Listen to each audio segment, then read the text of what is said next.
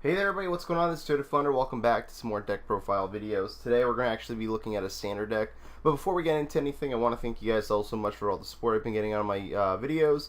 I've went up like 15 subs in a week, and I really appreciate it. So thank you all so much. But with that being said, let's take a look at a strange deck that I've brewed and put together. So essentially what this deck is an evolutions deck, and it's going to be a little odd because you're kind of going to be thinking, well, this is one of those decks that's going to be trying to one-shot everything in the game. Kinda, but in standard we just don't have the necessary ability to do so. We need a bigger bench, so something like this in expanded would be great. You definitely get one-shots on a lot of things, but yeah, we only have the bench room for 5 Pokemon, so our damage output isn't too solid. But what happens is we're going to be using this copy of Eevee. This is Palette of Friends. For double colorless, this will do 10 times the amount of different types of bench Pokemon you have. So ideally what we're going to be doing here is combining this with Choice Band to be hitting for 160 damage on everything in the game. So now that you really know what's going on here, there's not really much to talk about, but yeah, we're going to be using this copy of Eevee and not the Energy Evolution one. So for Evolutions, we're actually going to be playing 2 copies of Glaceon because I believe this is the best Evolution card. Unfortunately, there's not a whole lot of Pokemon Week 2 Water at the moment, but this just happens to be the most solid EV card. Thanks to its wonderful ability, Freezing Gaze. As long as this is your active Pokemon, your opponent's Pokemon EX and GX in play have no abilities. So that's just automatically great. We stop our opponent from being able to lay for the supporter they need, as well as also they can't use Greninja's abilities, they can't use Metagross abilities, things like that. So it's just really solid overall. And then Frost Bullet does 90 and Snipes 30 to one of your opponent's bench Pokemon, so that might actually open up a pathway for us to be able to actually maybe get a one-shot with Palette of Friends. And of course, probably our main GX attack of choice in this deck, Polar Spirit GX. It does 50 damage times the amount of damage counters on your opponent's active Pokemon, so if they have 4 damage counters on them already, it's pretty much a guaranteed knockout at that point. So pretty much our go-to attacker in the deck. Unfortunately, he just doesn't hit for much weakness with Palette of Friends, so we're going to be relying on Frost Bullet for most of all that. So next up, we have 2 copies of Espeon. Espeon, probably one of the better inclusions. Sorry. He hits Buzzwole, and he hits a lot of the Malamar kind of stuff as well. So that's fantastic. So anything that is weak to Psychic, of course, is going to really not appreciate seeing Espeon. So ideally with Palette of Friends and just a Choice Band, we'll be hitting for 160 on something. Maybe we've already sniped a Buzzwole with Glaceon, and then that would equal a KO at that point. So really awesome card. Psybeam's also very good. You leave your opponent's active confused for a single Psychic energy, so that could definitely be very useful. Psychic does 30 more damage for each of your opponent's active Pokemon's energy attached to it. So Buzzwole might just kind of kill itself by having an energy on it. And then of course the Divide GX, put 10 damage counters on your opponent's Pokemon any way you like. This is probably our second choice for a GX attack.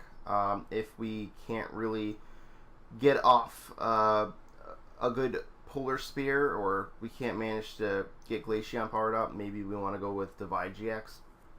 It definitely set up for easier KOs, again with Palette of Friends, so there is always that, being able to put maybe 3 damage counters on 3 separate Pokemon that we are going to try and knock out.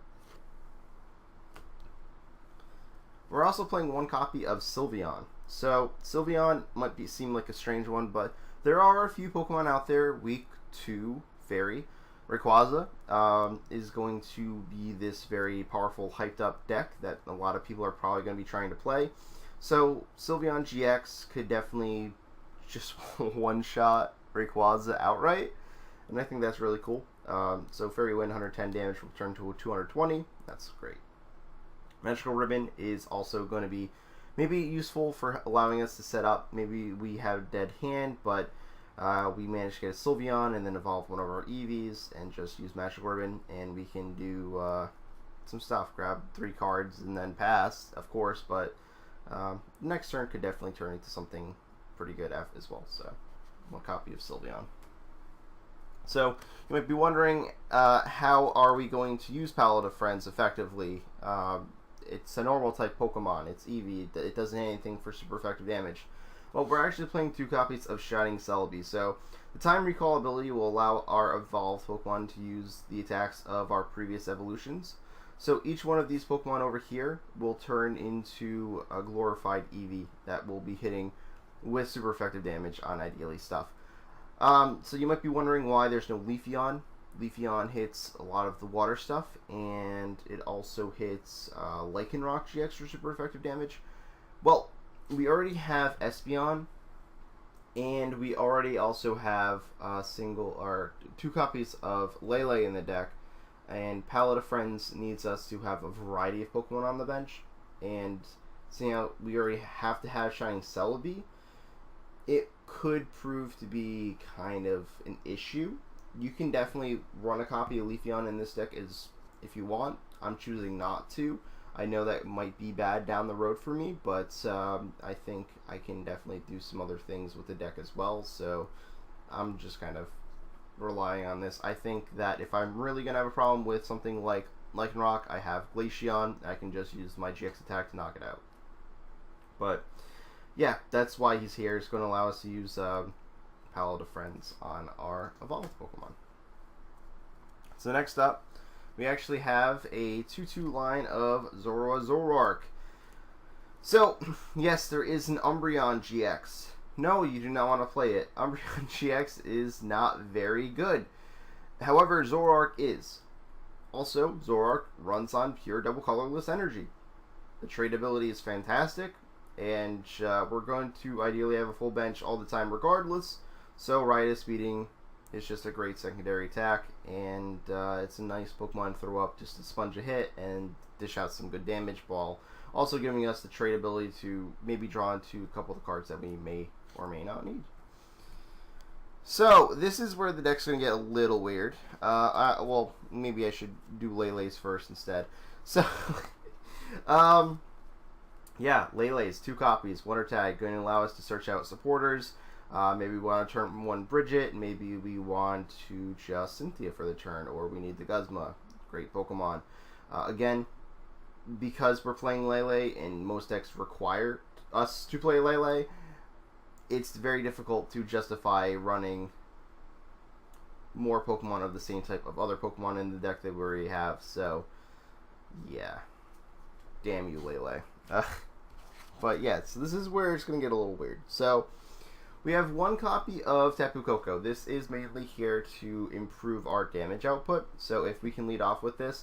But also the fact that it has Free Retreat is also great in conjunction with Guzma. So, Flying Flip does 20 damage to each of your opponent's bench and active Pokemon.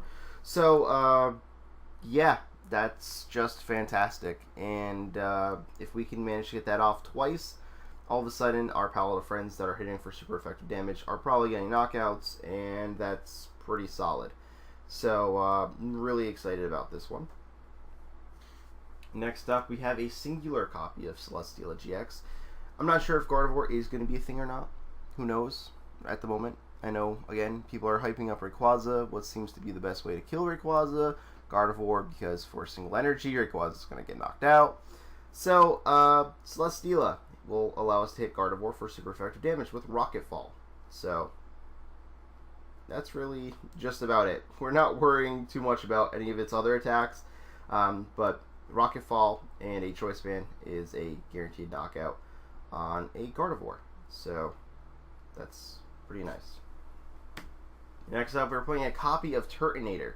So, again, not too sure how many people are going to be playing Grass or Steel. But Turtonator It's also very useful for allowing us to have a different kind of Pokemon on the bench.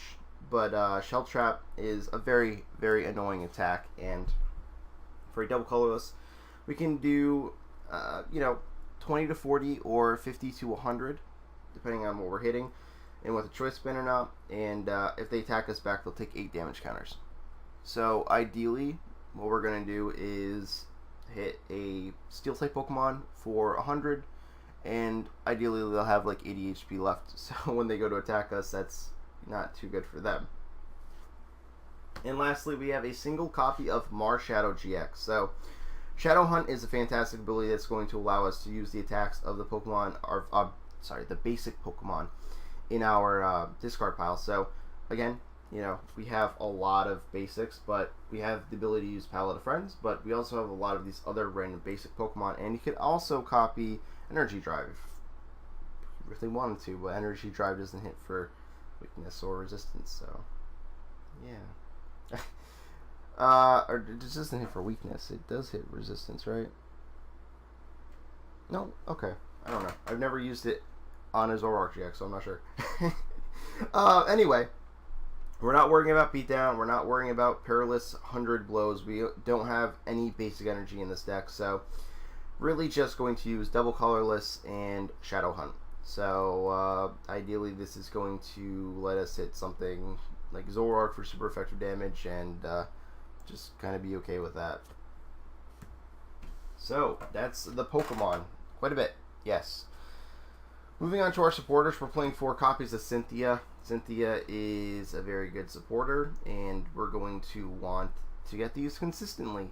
We're not playing anything besides Zoroark that would allow us to draw into cards, so I think because we're running a very low line of Zoroark, it's kind of important to have this maxed out. We don't want to get too clunky with Pokemon in the deck, so yeah. So next up, we're playing 3 copies of N because it's still in the standard format. It's still going to be good. Ending our opponent down to 1 card is always going to be a great play. So, of course, we're going to be playing 3 copies of N. Next up, we have actually 4 copies of Guzma. I think that you could probably drop this down to 3 and then replace this one with an Acerola. I'm running with 4 for now. I just like the consistency, but again, I could definitely justify dropping this myself for another copy of Acerola. We are going to be playing 1 Acerola, but it could potentially be 2. So yeah, Guzma is great for getting a couple of our Pokemon out of the active spot while also trying to pull up something on our opponent's side. Again, with Tapu Koko, we'll have the free retreat, so whatever we pull up and send it forward, we'll be able to do free retreat, ideally. Next up, we have the 1 copy of Acerola. So we get to put one of our Pokemon with damage counters on it back into our hand and all the cards attached to it. It's going to allow us to conserve not only our prize, our opponents, from taking prizes, but our energy and our Pokemon. And maybe we're about to lose Palette of Friends Eevee because an Espeon was about to get knocked out. So scoop it back up, put Palette of Friends back down. It's a normal type. We have no other normal types in the deck, so because of that, Eevee will actually count towards powering up Palette of Friends, which is a nice little thing there. So Acerola, just great supporter. Next up, we have a single copy of Copycat. So I'm not sure how much Copycat is going to be played, but I know right now, before we go into the new format, that Zoroark is still a pretty hot deck. There's a lot going on for it. There's a lot of different variations of it. But the one thing that is consistent with it is the fact that players like to trade and trade and trade. So if they don't end away their hand or lower it in any other way, Copycat could definitely prove to be very annoying and could definitely mess our opponent up. Because it would allow us to effectively draw a lot of cards, because that's how they're choosing to play. Lastly, we have 1 copy of Bridget. Search your deck for 1 basic EX or 3 basic Pokemon. Of course, we're not playing any EX, so we don't have to worry about that. But Yeah, I know a lot of people tend to play a couple copies of this. The deck is a little kind of jam-packed. So we're playing one copy. Um, it's going to do the job when we need it to do. Grab maybe 3 EVs, 2 EVs in the Zorua. Grab the Shining Celebi maybe. We have a lot of Pokemon to get into play. We're never going to be grabbing any of these guys, any of these 3, guaranteed, with Bridget, but we could definitely grab Coco as well. So, things like that. So, for our items, we're playing 4 copies of Ultra Ball because, of course, getting Pokemon into play is going to be something that we need to do. 4 copies of Puzzle of Time. Yes, so this is a standard deck for what little left we have of the standard format. We're playing Zoroark. I know it's not a heavy line of Zoroark, but Puzzle of Time is still very useful. It's going to allow us to get our energy back, but also maybe a couple of our guys or the supporters that we really, really need. So maybe this is our reusable Acerola instead of having 2 copies. I don't know. I know it's a little redundant, but because I'm very afraid of losing Special Energy because we play nothing but Special Energy in this deck, we are playing Special Charge.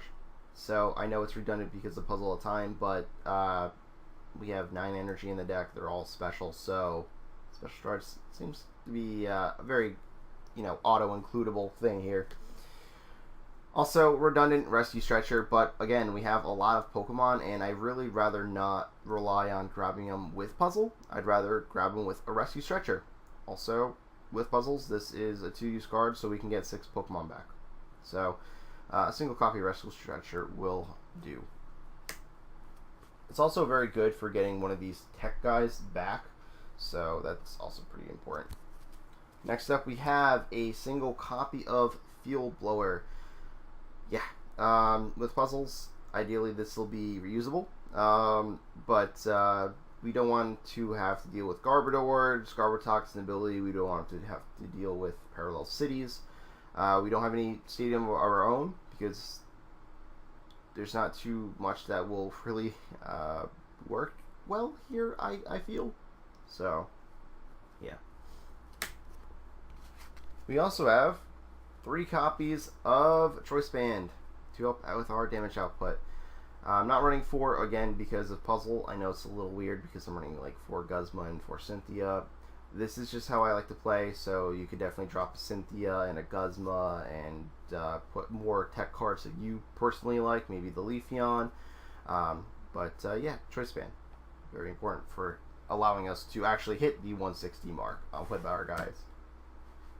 And of course, 2 copies of Floatstone because Floatstone is still standard. So, very important that we have some free retreat when we need it. Glaceon and Zoroark have a heftier retreat cost, but really, Turtonator and Celesteela are very massive retreat costs. And instead of having to rely too much heavily on Guzma, just plop down a Floatstone, get them out of the active spot. Especially if you lead off with one of them. They're not really the ideal leads for the deck, of course. And lastly, we're going to move on to our energy. So our energy lineup is, again, purely consistent on Special Energy. We're actually going to be playing every single copy of Unit Energy here. So I'll just talk about them all together because they all do the same thing, but just for different types. So this one is mainly here for us to go ahead and use Sylveon's attacks if we need to. If we're playing against Rayquaza and we want to get that guaranteed one-shot. So that one is very important just for that. We're not using any of this. There's only one, so Zoroark can't do its GX attack. There's only one, so Marshadow can't even use his normal attack. That's about that. Unit Energy. So this is going to allow us to maybe use Turtonator if we really need to. If you were playing Leafeon, it would allow you to do that as well. But mainly this is for the Water Energy to allow Glaceon to do stuff. We want to use Glaceon's attacks definitely in-game. We don't have to rely too heavily on using Palette of Friends with Glaceon. It's to help us set up knockouts, but also really disrupt our opponent. But also just 90 and 30 is just a fantastic attack. But again, the GX attack is something we want to rely on heavily in this deck. And of course we have the Metal Electric Psychic. Of course this is going to allow us to use Espeon's attack. This is going to allow us to use Celesteela's attack. I guess you could technically use Tapu Koko's attack as well with the lightning, but I would not recommend it. I don't think it has too much HP to really survive and benefit from that, but you could go for it if you really want to. So yeah, we got 2 copies of that one. And of course we have 4 copies of Double Colorless because we need the Double Colorless energy to actually manage to do attacks. Because Paladin Friends functions on this. Shell Trap and Flying Flip and Energy Drive, Riotous Beating. All of the attacks pretty much rely on Double Colorless energy. And yeah, very important card to be playing. So ideally, this is one of those decks that will be able to hit for super effective damage and whatnot, but you never really know what is going to happen because, I mean, there is a lot of random stuff going on in the game, and,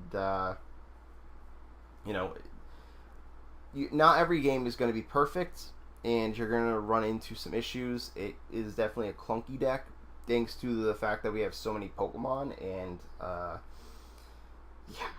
and because of the fact that we're playing so many Pokemon, we want other supporters and items in the deck to help us get out of that. But I think it could definitely be a fun deck, a very rogue deck, and I think there is some potential here, especially in the expanded format. So maybe I'll look into this again for the expanded format, because with Skyfield and Paladin Friends, I think we have the potential of doing lots of damage, and we can even play something like Sudowoodo as opposed to Marshadow, and you know, things like that. So thank you guys all so much for watching. I hope you guys did enjoy. Again, I want to thank everybody for all the support as of lately, and until then, I will see you all next time.